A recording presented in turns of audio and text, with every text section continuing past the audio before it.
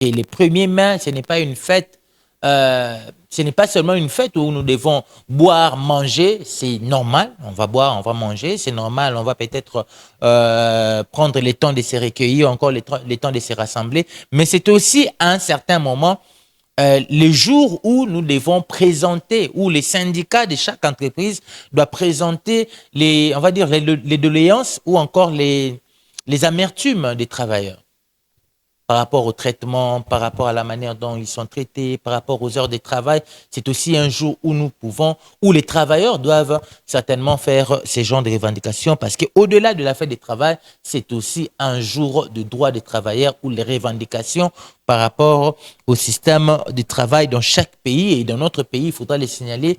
Il y a encore jusqu'à aujourd'hui des gens qui passent des heures et des heures à travailler pour un petit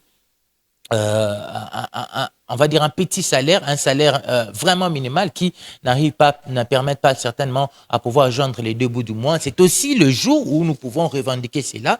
Il y a des gens qui, chez les... Bon, on va les dire, hein, parce que c'est une réalité dans notre pays. Il y a des gens qui travaillent chez les Indo-Pakistanais pour 50 000, 60 000 francs. C'est aussi le jour où nous devons réclamer les SMIC, l'application, l'applicabilité de cette, on va dire, de cette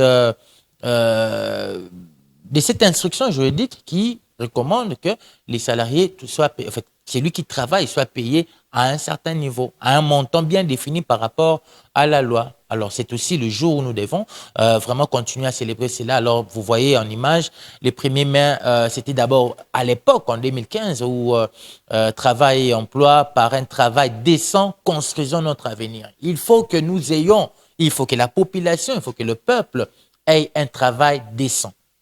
Un travail décent, ça veut dire un travail qui les permet de pouvoir nourrir sa famille, un travail qui les permet de pouvoir joindre les débuts du mois, un travail qui les permet de pouvoir aussi épargner. Il faudrait le signifier. On ne peut pas travailler dans une entreprise où on fait,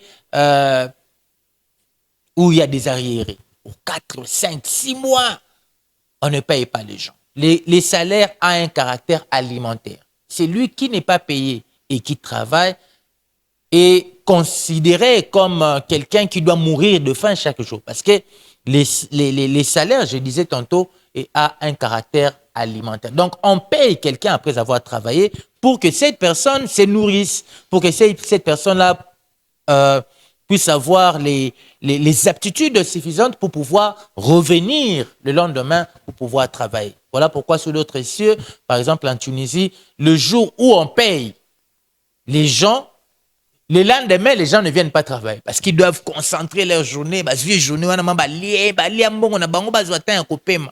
Mais c'est cette pratique, c'est une pratique qui se passe certainement pas ici. Bon, c'est leur manière à eux de pouvoir célébrer leur salaire. Mais c'est qu'il faut vraiment qu'on insiste. Il faut que chaque entreprise, les ministres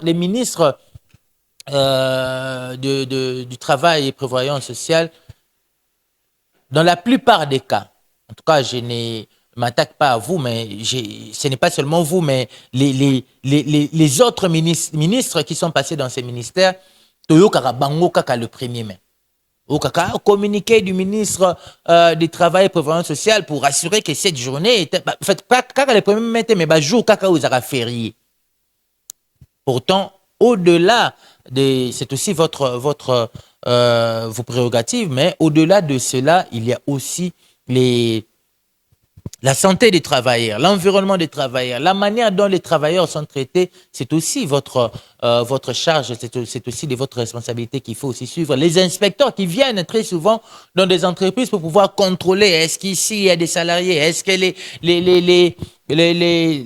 comment dire, les premiers, les sous-payés là, à combien? C'est aussi ça, de pouvoir voir la société. Quand on parle du social, au-delà de tout, c'est aussi les travailleurs. Parce que quand c'est lui qui travaille à quelque chose à la fin du mois, il sait subvenir aux besoins de sa famille, il sait peut-être prendre soin des siens et faire en sorte que la société puisse évoluer. Ça, c'est quelque chose de très bien. Donc, ne nous mettons pas seulement en tête que la journée du 1er mai, c'est un jour où nous devons festoyer, et organiser des fêtes. Ça, c'est très bien. C'est quelque chose de bien. Peut-être pour ces souvenirs de ces 2 heures de travail gagnés, de ces 2 heures de repos, je vais le dire comme ça, gagnés par rapport à cette lutte du high market. Mais aussi, c'est aussi le jour ou encore le moment de pouvoir remonter, faire ressentir certaines revendications parce que on le dit très souvent, l'homme cesse de faire les mal lorsqu'il apprend à faire les biens et c'est aussi notre droit à nous, la télévision, de pouvoir informer sur le droit ou encore les biens fondés de certaines choses. Voilà, en fait, nous avons voulu ce temps pour pouvoir oui, bisanabato qui a mokolo ya les premiers mains, ils au départ jour où les travailleurs revendiquent ka droit na banque. Ils ont revendiqué leurs droits. C'était au départ 10 heures à travailler le jour et ils ont réussi à pouvoir le ramener à 8 heures le jour. Donc, c'est quelque chose de très important. Mais au-delà de cela, la journée avait commencé par rapport aux revendications de droits des travailleurs.